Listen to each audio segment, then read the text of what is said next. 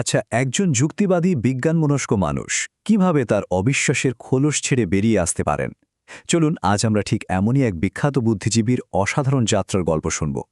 একটা জার্নি যা শুরু হয়েছিল পুরোপুরি সংশয় দিয়ে আর শেষ হয়েছিল এক গভীর উপলব্ধিতে।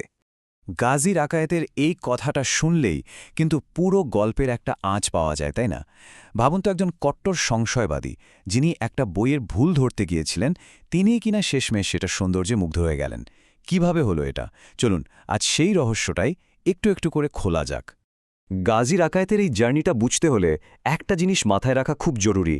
তাকে কিন্তু কোনো ধার্মিক ব্যক্তিত্ব হিসেবে দেখলে চলবে না, বরং আমাদের ভাবতে হবে তিনি একজন নামকরা বুদ্ধিজীবী, একজন শিল্পী, যার পুরো পৃথিবীটাই ছিল যুক্তি আর প্রমাণের উপর নির্ভরশীল। দেখুন, তার এই পরিচয়, এই অর্জনগুলো, এগুলো জানাটা আসলেই খুব দরকার। কেন? কারণ তাহলেই আমরা বুঝতে পারব যে তার এই যে পরিবর্তন, এটা কোনো হুট করে আসা আবেগ বা অন্ধবিশ্বাসের ফল ছিল না, একদমই না। বরং এটা ছিল আগাগোড়া একটা ইন্টেলেকচুয়াল জার্নি, একটা বুদ্ধিবৃত্তিক অনুসন্ধান। আসলে যে কোনো বড় পরিবর্তনের পেছনেই কিন্তু একটা না একটা কারণ থাকে, একটা ট্রিগার পয়েন্ট থাকে। গাজী রাকায়েতের জীবনে সেই ট্রিগার পয়েন্টটা ছিল একটা গভীর ব্যক্তিগত ট্র্যাজেডি। কাছের মানুষকে হারানোর যে কষ্ট, সেই কষ্টটাই তার চিন্তার জগৎকে একেবারে নাড়িয়ে দিয়েছিল। আর এই তীব্র মানসিক কষ্টের সময়ে তিনি তার ছোটবেলা থেকে পাওয়া বিশ্বাস, ধর্ম, এগুলোর উপর থেকে আস্থা হারিয়ে ফেলেন। আর ঠিক তখন থেকেই তার জীবনে একটা নতুন অধ্যায় শুরু হয়, অবিশ্বাসের অধ্যায়। এই প্রশ্নটা, এটাই ছিল তার সব বিদ্রোহের মূলে।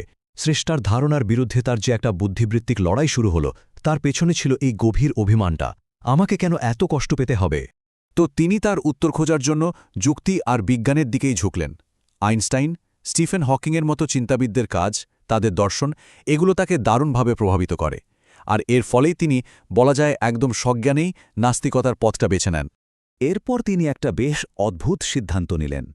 ঠিক করলেন কোরআন পড়বেন, কিন্তু বিশ্বাস করার জন্য নয়, একদমই না। তার উদ্দেশ্য ছিল ঠিক উল্টোটা। একজন ইঞ্জিনিয়ার হিসাবে, একজন যুক্তিবাদী মানুষ হিসেবে তিনি চেয়েছিলেন এর ভেতরকার বৈজ্ঞানিক ভুলগুলো খুঁজে বের করতে, মানে বইটাকেই ভুল প্রমাণ করতে। কিন্তু মজার ব্যাপার হল, ভুল খুঁজতে গিয়েই তিনি প্রথম একটা ধাক্কা খেলেন। কোরআনের একটা আয়াতে লেখা আছে, আমার রুহ, মানে মাই স্পিরিট।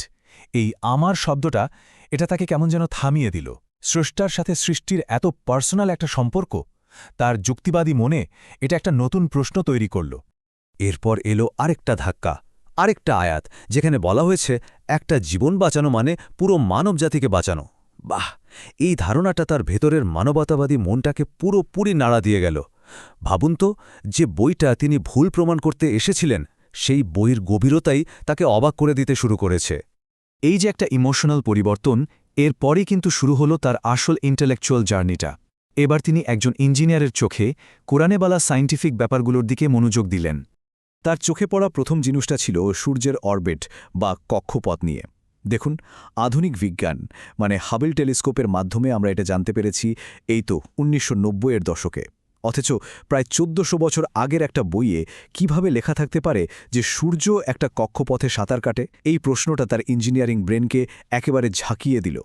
আর এরপর তো তিনি একের পর এক এমন সব তথ্যের মুখোমুখি হতে লাগলেন যা কিনা মডার্ন সায়েন্সের সাথে হুবহু মিলে যায়। যেমন ধরুন বিগ ব্যাং থিওরি বা দুটো সাগর একসাথে মিশে গিয়েও না মেশার মতো অদ্ভুত ঘটনা।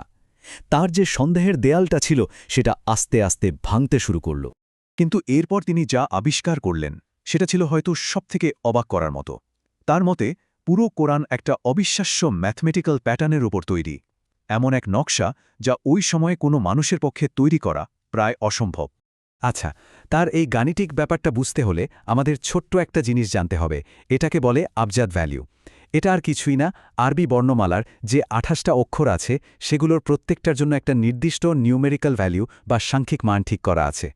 এবার আসুন তার যুক্তির সবচেয়ে ইন্টারেস্টিং অংশে। এই টেবিলটা একটু খেয়াল করুন। সূরা আল হাদিদ মানে লোহা নামের যে চ্যাপ্টারটা, সেটা কুরআনের মোট ১১৪টা সূরার ঠিক মাঝখানে, মানে ৫৭ নম্বরে আছে। আচ্ছা, এটা একটা ব্যাপার। এবার অবাক করা বিষয় হল, আরবিতে আল হাদিদ শব্দটার আবজাদ ভ্যালুও কিন্তু ঠিক ৫৭। এখানেই শেষ না, শুধু হাদিদ শব্দটার মানে লোহার আবজাদ ভ্যালু হল ২৬, আর লোহার অ্যাটমিক নাম্বার কত? ঠিক ধরেছেন, ২৬। গাজী রাকায়েতের প্রশ্নটা এখানেই। এতগুলো ম্যাথমেটিক্যাল আর সায়েন্টিফিক কানেকশনস, এগুলো কি আসলেই শুধু কাকতালীয় হতে পারে?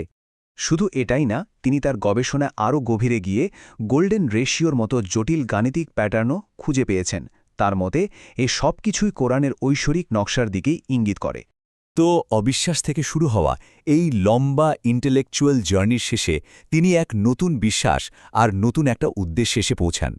আর এই উপলব্ধিটাই তিনি এখন সবার সাথে শেয়ার করতে চান।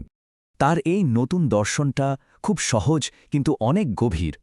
তিনি এটাকে বলেন 1/99 ফিলসফি, মানে একজন মানুষ নিজের চেষ্টায় 99 পর্যন্ত এগোতে পারে, কিন্তু জীবনের যে আসল পূর্ণতা, যে শান্তি, সেই শেষ 1% আসে স্রষ্টার কাছ থেকে। মানে নিজের চেষ্টার সাথে স্রষ্টার উপর ভরসা, দুটোর এক দারুণ ব্যালেন্স। আর তার এই জোরালো চ্যালেঞ্জটা দিয়েই আজকের আলোচনা শেষ করা যাক। গাজী রাকাতের এই প্রশ্নটা কিন্তু শুধু একটা প্রশ্ন না, এটা আসলে তার পুরো জার্নির একটা সার সংক্ষেপ। এমন একটা প্রশ্ন যা আমাদের সবাইকে আরও একবার গভীরভাবে চিন্তা করতে বাধ্য করে।